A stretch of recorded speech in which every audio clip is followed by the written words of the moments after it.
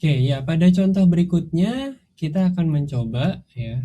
Jadi di sini ini adalah sebelumnya ada intermezzo yang mungkin kalian bisa coba search di YouTube mengenai Kill Dash 9. Ini adalah kata-kata yang menggambarkan bahwa ketika kita melakukan kill terhadap suatu proses, terutama Kill Dash 9 ya, yang merupakan ultimate bisa dibilang pisau belati untuk suatu proses, bahwa dia harus mati pada saat itu juga ya. Jadi di sini menggambarkan liriknya, menggambarkan bahwa Kill Dash 9 itu akan membunuh suatu proses. Oke, ya nanti kalian bisa lihat sendiri untuk lagunya ya. Lalu di sini ada beberapa latihan dan saya akan coba menjelaskan.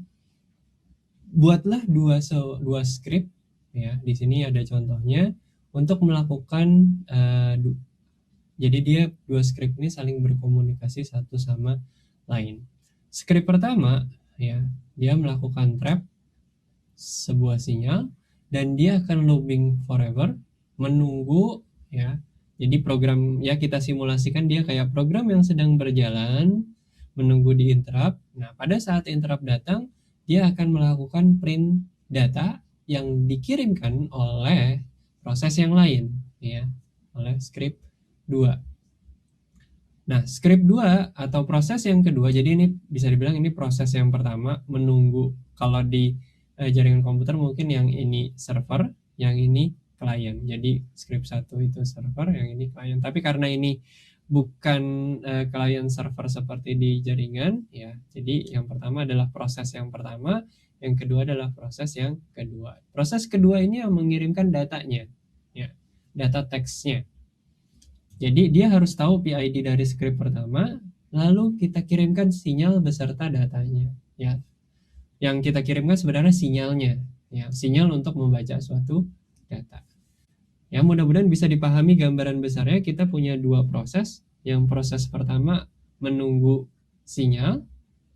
Ketika diinterrupt terhadap suatu sinyal, dia harus melakukan printing terhadap data sinyal yang dikirimkan oleh proses yang mengirimkan tersebut.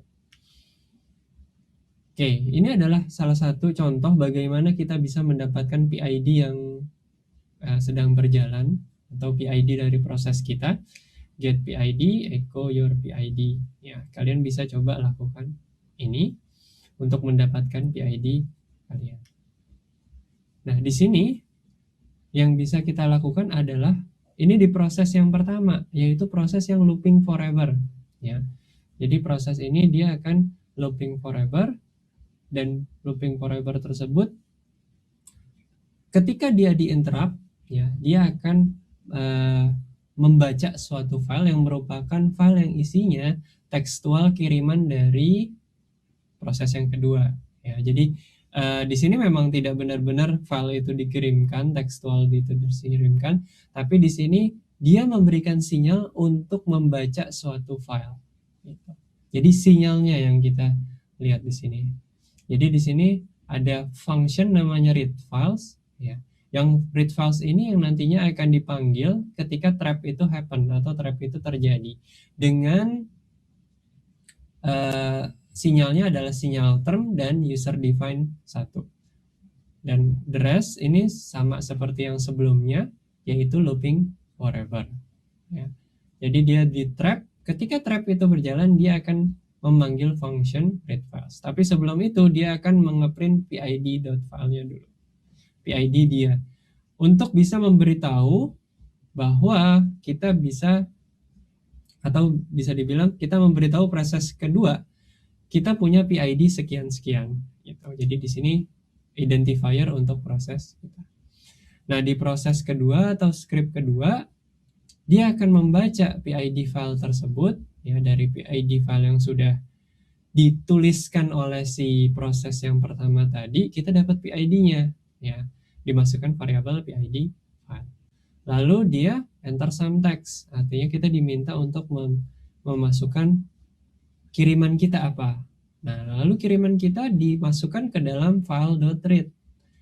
Nah, di sini setelah teks kita dimasukkan ke dalam file .read, maka kita langsung kirimkan sinyal ke kill min usr1 PID file. PID ini adalah PID proses yang pertama, ya. Jadi ketika kita mengeksekusi ini, kita sebenarnya memberikan sinyal agar si proses pertama itu melakukan ini, read files dan usr1.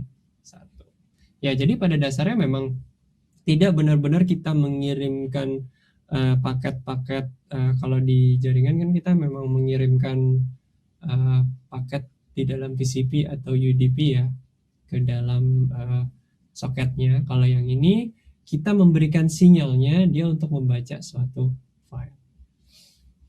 Oke, nah kita coba lihat gambaran programnya ya. Kita coba sama-sama lihat gambaran programnya.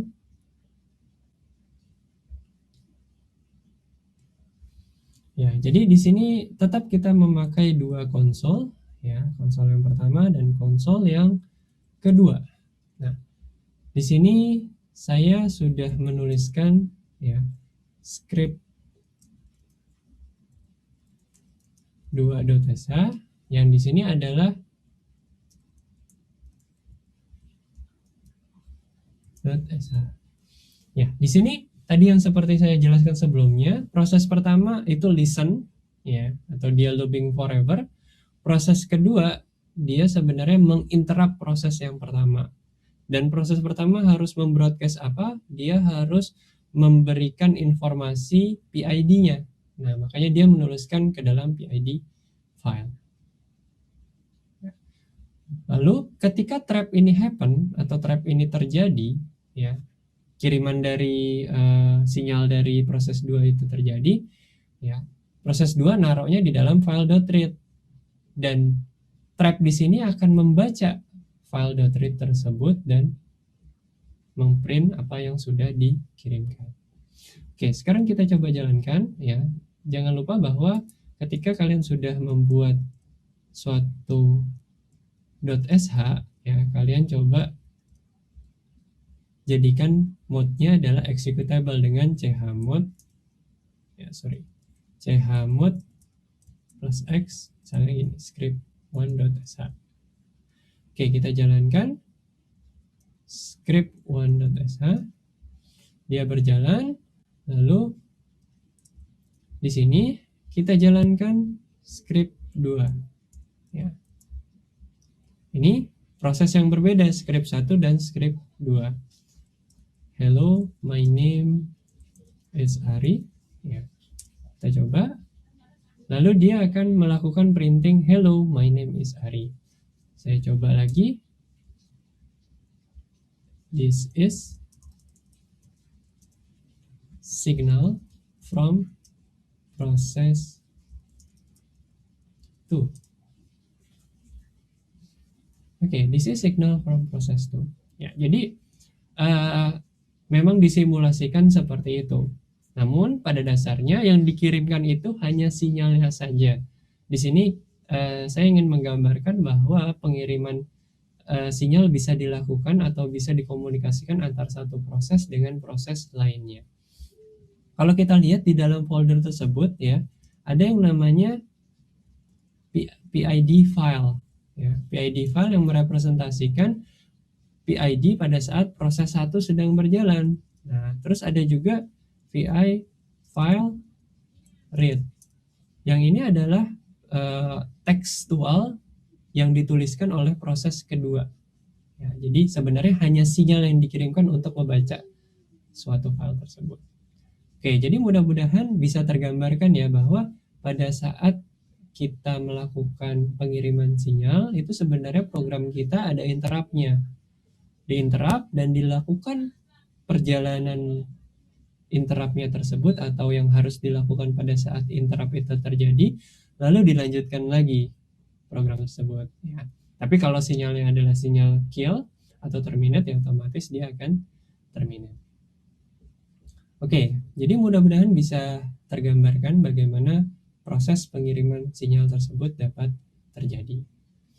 Oke, mungkin untuk modul ini sampai di sini dulu ya. Mudah-mudahan dapat bermanfaat bagi kalian dan bisa tergambarkan bagaimana pengiriman sinyal bisa terjadi antara satu proses dengan proses yang lain. Oke, mungkin terima kasih atas perhatiannya.